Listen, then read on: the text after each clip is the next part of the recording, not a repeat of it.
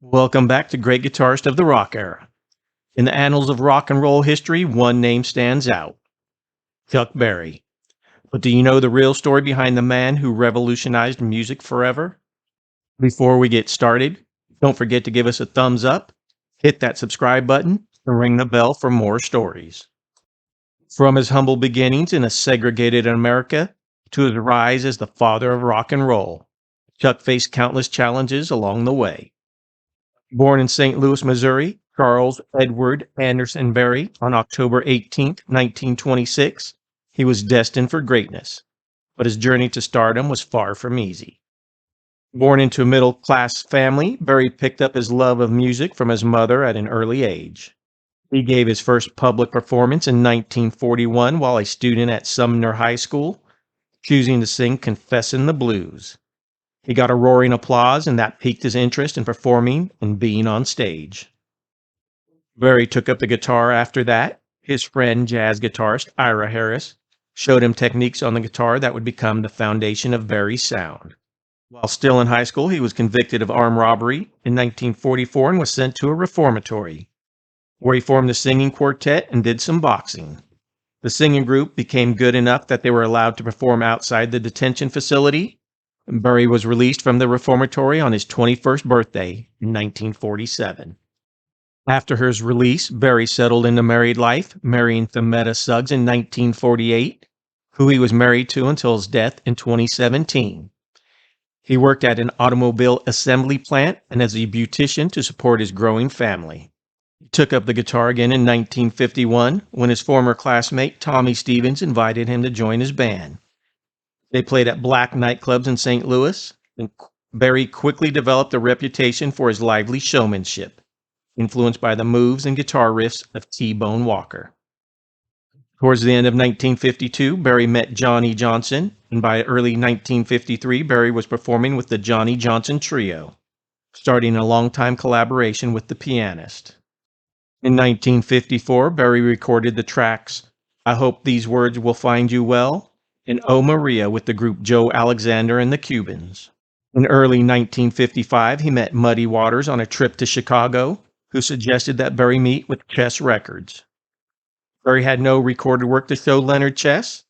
A few weeks later, Berry wrote and recorded a song called "Maybelline," an adaptation of the country song "Ida Red."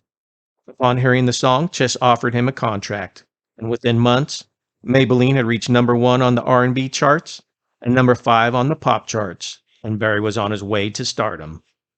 Many music historians consider Maybelline the first true rock and roll song. Berry had to undergo a legal battle to retain his sole writing credit on the song. By the end of 1956, his song "Roll Over Beethoven" reached #29 on the Billboard chart, and Berry toured as one of the top acts of 1956. He and Carl Perkins became good friends on that tour. His first full-length album, "After School Session," wasn't released until May of 1957. The hits continued through the end of the 50s, with Berry scoring over a dozen chart singles during the period, including "School Days," "Rock and Roll Music," "Sweet Little 16," and "Johnny Be Good." He also appeared in two early rock and roll movies, "Rock, Rock, Rock" in 1956 and "Go, Johnny, Go" in 1959. By the end of the 50s, Berry was a high-profile, established star with several hit records and film appearances and a lucrative touring career. But behind the fame and success, Berry battled personal demons and legal troubles that threatened to derail his career. In December 1959, he was arrested after allegations that he had sex with a 14-year-old waitress, Janice Escalante, whom he had transported across state lines to work as a hat-check girl at his nightclub. After a trial in March of 1960, he was convicted, fined $5,000, and sentenced to 5 years in prison. He appealed, arguing that the judge's comments and attitude were racist and prejudiced the jury against him. The appeal was upheld, and a second trial was granted in 1961, resulting in another conviction and a 3-year prison sentence. After another appeal failed, Berry served 1.5 years in prison from February of 1962 to October of 1963. When Berry was released from prison in 1963, many, including Carl Perkins, stated that Berry was a changed man after his second prison sentence. His return to recording and performing was made easier due to British invasion bands' sustained interest in his music by releasing cover versions of his songs. Other bands, such as the Beach Boys' hit Surfin' USA, reworked the melody of Berry's Sweet Little 16. In 1964 and 1965, Berry released 8 singles, including No Particular Place to Go, You Never Can Tell, and Nadine.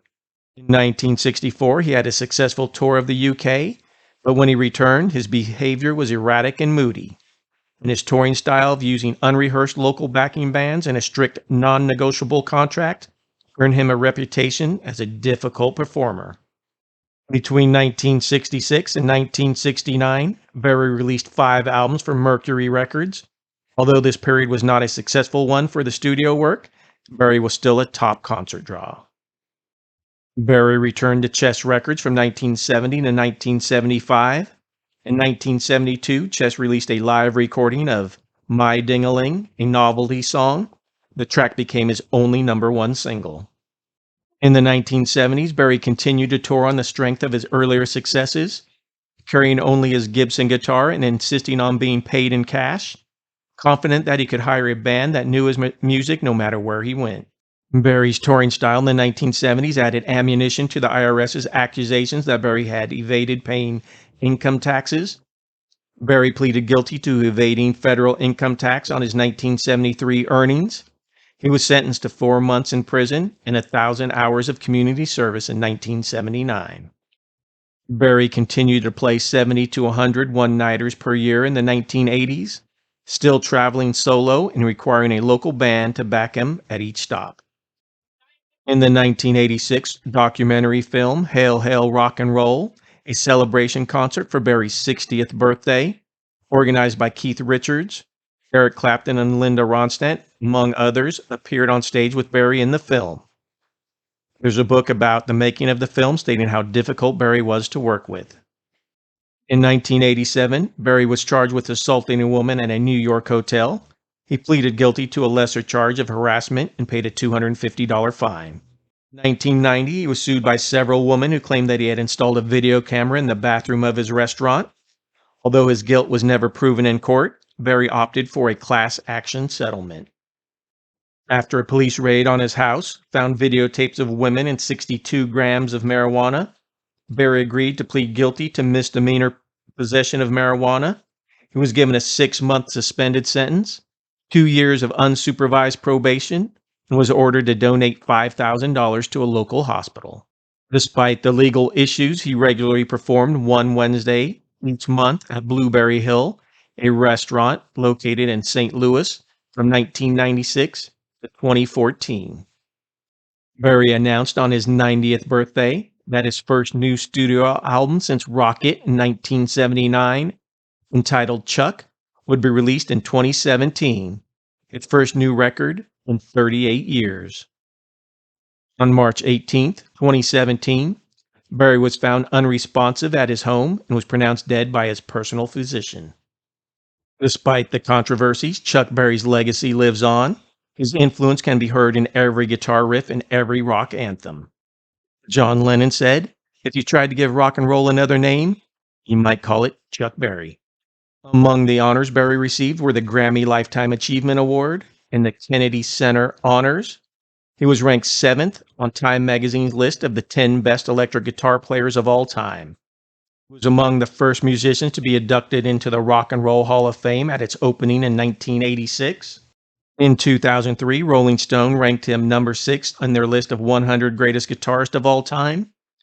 In 2004, they ranked him number 5 greatest artist of all time. And in 2008, Johnny B. Goode was ranked number 1 on the 100 greatest guitar songs of all time. So the next time you crank up the volume and rock out to your favorite tunes, remember the man who helped start it all, Chuck Berry, the true king of rock and roll. Thanks for tuning in. Don't forget to like, share, and subscribe for more tales from the world of guitar. Until next time, keep on rocking.